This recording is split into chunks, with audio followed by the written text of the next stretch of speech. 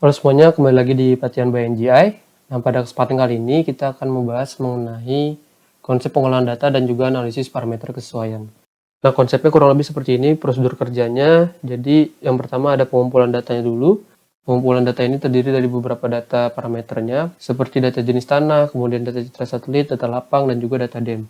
Nah, untuk data jenis tanah ini nanti akan digunakan untuk mendapatkan sebaran peta jenis tanah yang sumbernya itu dari FAO Soil Portal. Kemudian untuk data citra satelit nanti akan diolah yang akan menghasilkan 3 parameter, yaitu peta jangkauan pantai, peta jangkauan sungai, dan juga peta penggunaan lahan. Nah, selanjutnya ada data lapang, di mana data lapang ini berisi dari data-data tekstur tanah yang ada di lapangan. Nah, nanti kita akan bahas mengenai interpolasinya supaya bisa mendapatkan peta tekstur tanahnya. Nah, selanjutnya ada data DEM atau Data Digital Elevation Model, di mana nanti akan diolah untuk mendapatkan peta kemiringan lereng yang ada pada lokasi penelitian. Nah, mungkin langsung saja untuk pengolahan data setiap parameternya. Yang pertama dari penggunaan lahan terlebih dahulu, di mana peta penggunaan lahan ini nantinya pengolahannya menggunakan klasifikasi untuk mendapatkan tutupan lahan ataupun penggunaan lahan yang ada pada citra satelit. Untuk pengolahan datanya nanti bisa dilihat ada di course geoscience.id dengan judul pemetaan tutupan lahan. Nanti bisa dilihat ya caranya di situ nanti sudah ada dan juga bagaimana untuk klasifikasinya. Nah, pada klasifikasi ini sudah dikelaskan menjadi 3 berdasarkan skor dari matriks kesesuaian yang ada gitu. Jadi ada skor 1, skor 2 dan juga skor 3. Skor 3 ini menunjukkan sesuai, skor 2 sesuai bersyarat dan juga 1 ini tidak sesuai. Nah, kemudian selanjutnya adalah pengolahan data di garis pantainya. Nah, untuk pengolahan data garis pantai ini, supaya bisa mendapatkan hasil seperti ini, bisa dilihat nanti di course juga ya. Di course geoscience.id juga sudah dijelaskan di materi dengan judul pemetaan perubahan garis pantai. Nah, nanti hasil seperti ini akan didapatkan setelah proses NDWI yang akan diekstraksi dengan metode digitasi.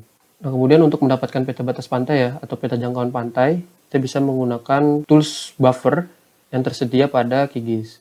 Nah, untuk di kriteria batas pantai ini, di sini terdiri dari 3 kelas ya. Ada kurang dari 2000 meter, 2000 sampai 3000 meter, dan juga 3000 sampai lebih dari 4000 meter. Dan dimana kita di sini akan membuat jangkauan dari setiap kelasnya.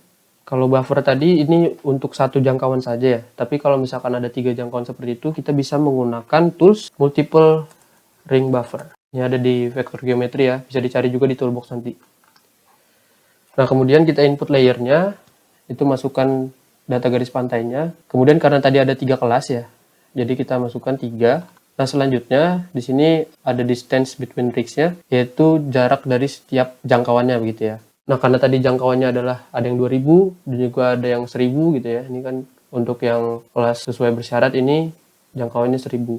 Kemudian setelah itu 3000 sampai lebih dari 4000. Nah, kita bisa memasukkan dulu jangkauannya yaitu 1000. Nah, ini sudah dalam meter, nanti pastikan dalam meter ya untuk satuannya. Nah, karena tadi kita sampai 4000 ya, jadi di sini kita bikinnya 4 saja ya, 4000 meter yang nantinya kita akan gabungkan kelas 1000 dan juga kelas 2000-nya. Kemudian kita bisa save dalam bentuk SAP, lalu kita run. Nah, ini sudah selesai. Nah, ini bisa dilihat ya hasilnya. Nah, kemudian karena ini hasilnya belum rapih gitu ya, nanti kita bisa menggunakan SAP dari area penelitian kita. Nah, ini saya sudah siapkan untuk SAP-nya, contohnya seperti ini ya. Jadi kita crop nanti untuk buffernya menggunakan fitur clip. Kita input layernya yang sudah buffer tadi. Kemudian kita masukkan SAP-nya. Selanjutnya kita save. Lalu kita run. Nah, ini sudah selesai. Jadi dia cukup untuk di area penelitian ini saja, tidak sampai melebihi area begitu ya. Nah, kemudian selanjutnya karena jangkauannya ada lebih dari 4000 meter sesuai kelasnya ya, kurang dari 2000, 2000 sampai 3000 dan 3000 sampai lebih dari 4000. Sehingga kita harus menggabungkan area buffer yang sudah terklip tadi dengan daerah SAP yang sudah kita miliki supaya nanti ada yang jangkauannya lebih dari 4000. Kita bisa menggunakan fitur union. Silakan dimasukkan area buffernya, kemudian kita masukkan SHP area kesesuaiannya. Selanjutnya kita run. Nah, ini sudah tergabung ya. Kita bisa lihat di atribut tabelnya. Nah, ini sudah ada kelas 1, 2, 3, 4 dan juga daerah SHP yang belum ada kelasnya gitu. Nah, selanjutnya karena kita ingin menggabungkan ya, kita tambahkan dulu field yang ada pada atribut table ini. Tanyakan toggle editingnya. Kita tambahkan new field. Kita masukkan score. Nah, nanti kita kelaskan berdasarkan dari kriteria yang ada gitu. Jadi ada 3 kelas ya. Nah, skornya untuk yang 4000 dia skornya 1. Kemudian ini daerah SAP-nya berarti lebih dari 4000 ya. 1. 3002. Nah, untuk 2000 ini karena kita akan menggabungkan 1000 dan 2000, kita masukkan skor 3. Nah, kita save, kita matikan tombol editingnya. Setelah itu supaya tergabung kita bisa menggunakan fitur dissolve untuk menggabungkan dari kelas skor tadi. Kita masukkan data yang sudah disatukan tadi ya. Kemudian ini akan di dissolve berdasarkan field yang mana. Nah, ini kita masukkan untuk yang field score. Kita klik OK, lalu nanti bisa di save juga ya. Save, lalu kita run. Nah, ini sudah terkelaskan menjadi 3 kelas. Selanjutnya kita bisa mengatur simbologinya supaya warnanya berbeda gitu ya. Kita klik 2 kali, masuk ke simbologi, selanjutnya kita klik categorize. Lalu value-nya nanti akan dikelaskan berdasarkan apa, yaitu berdasarkan skor. Klik classify. Nah, ini sudah muncul. Oke, warnanya juga bisa diatur-atur ya. Ini skor 1 untuk yang tidak sesuai, skor 2 untuk sesuai bersyarat, dan skor 3 untuk yang sesuai. Nah, selanjutnya kita akan mengolah parameter batas sungai. Nah, batas sungai ini bisa didapatkan dari citra satelit ataupun juga bisa dari peta RBI ya, setiap provinsi atau administrasi desa gitu ya. Nanti bisa dimasukkan untuk data sungainya, yang dimana dia adalah bentuknya line, data vektor dalam bentuk line, yang nantinya bisa kita buffer kembali seperti data garis pantai tadi. Nah, selanjutnya supaya kita mendapatkan peta jangkauan sungainya, kita bisa menggunakan juga fitur multiple ring buffer yang ada pada QGIS ya. Jadi pengolahannya mirip seperti data garis pantai tadi. Nah, kita masukkan untuk data sungainya, yaitu sungai underscore Pandeglang. Kemudian number of rings-nya kita buat 3. Nah, selanjutnya untuk menentukan distance between rings-nya ataupun jangkauannya, kita bisa lihat dari kriteria kesesuaiannya. Di sini ada 3 kelas dengan jarak masing-masing 500 meter ya. Kurang dari 500, 500 sampai 1000, dan 1000 sampai lebih dari 1500. Nah, karena ini dalam bentuk degrees, jadi untuk 1 degrees ini atau 1 derajat ya, 1 derajat ini adalah 111 km. Untuk mendapatkan degrees-nya kita bisa membagi 500 meter dengan 111.000. Di mana hasilnya ini adalah 0,0045. Jadi kalau misalkan nanti satuannya ada dalam bentuk derajat, tidak perlu bingung lagi, kita bisa membaginya dengan 111.000. Nah, selanjutnya kita bisa klik run ataupun bisa di save ya nanti ya. Nah, ini hasilnya seperti ini ya setelah di buffer. Nah, kemudian kita bisa memotong ya, karena ini masih melebihi area penelitian, kita bisa memotong dengan menggunakan klip, masukkan hasil buffernya tadi, kemudian masukkan SAP untuk diklip, lalu kita run. Nah, ini sudah ada hasil klipnya.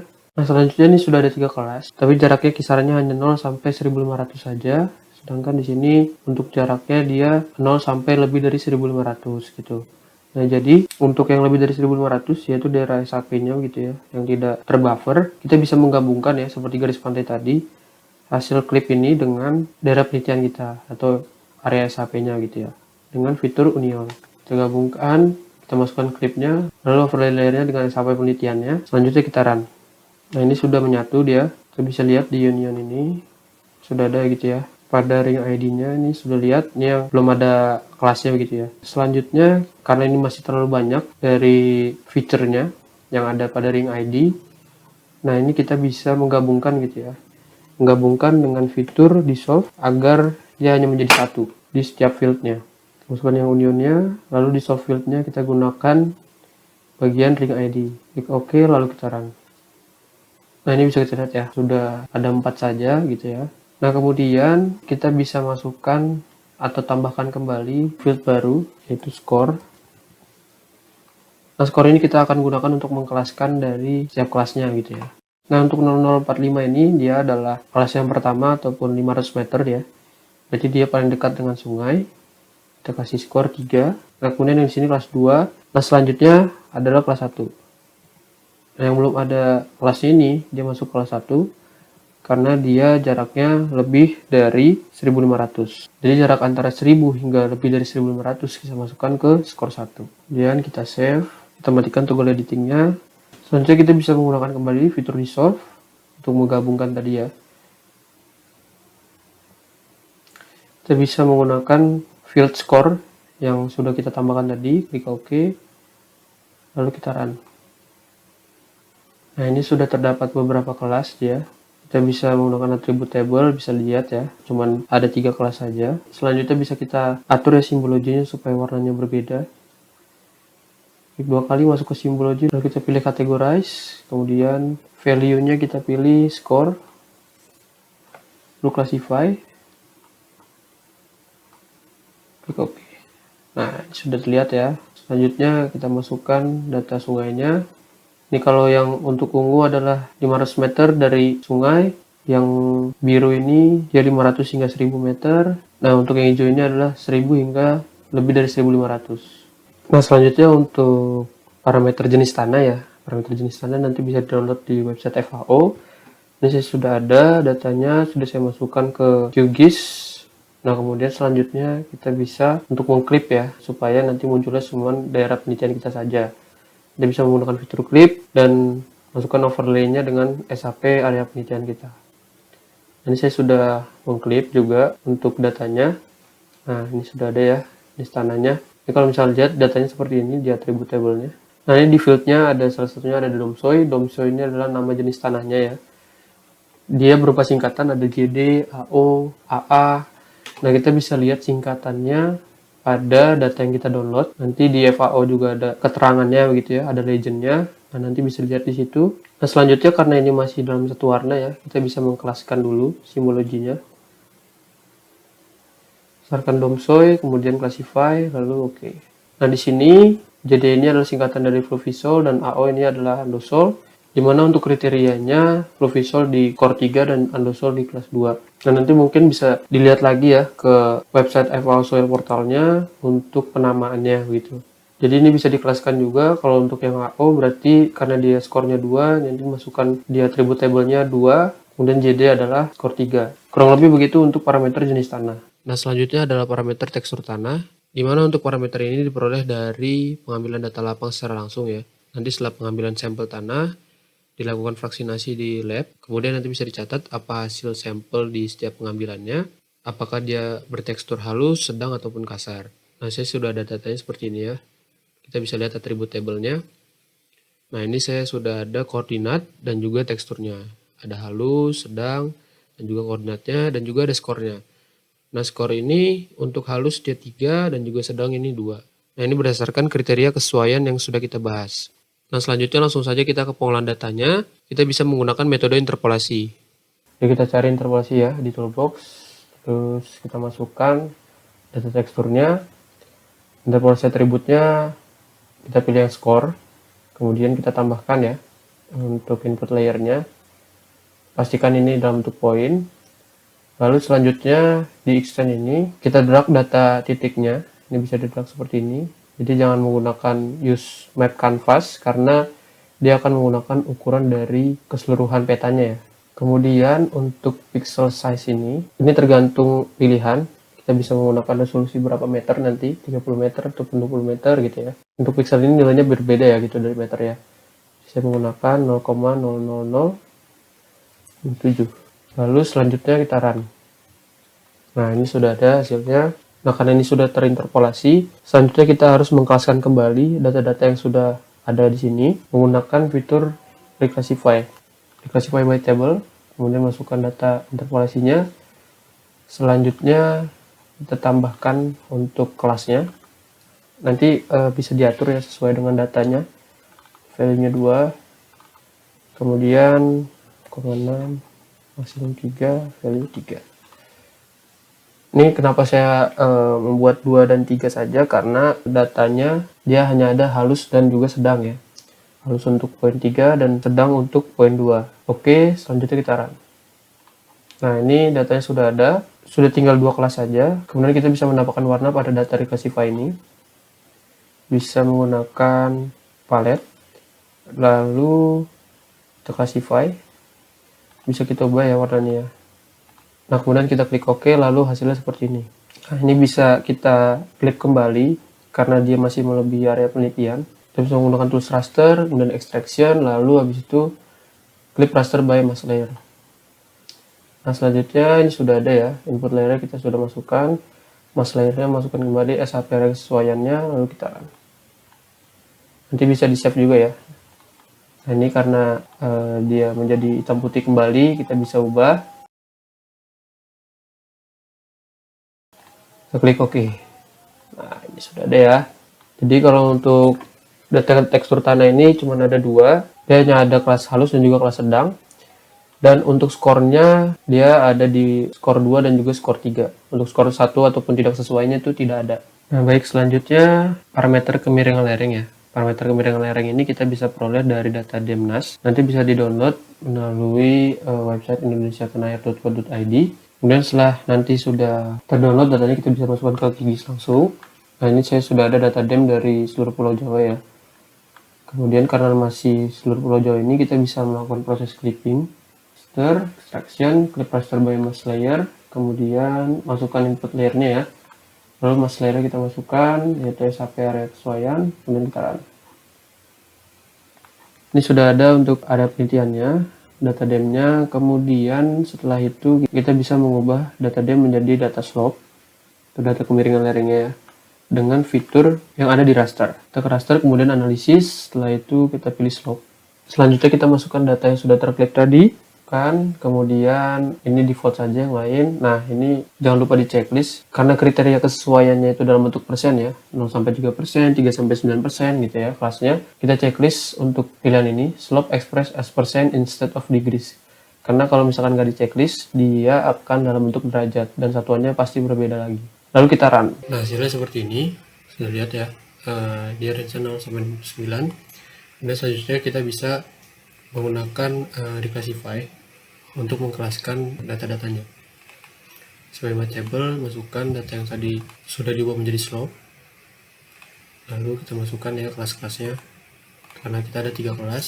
Pertama nilai 0, maksimum 3 itu di kelas 3, skornya 3 ya.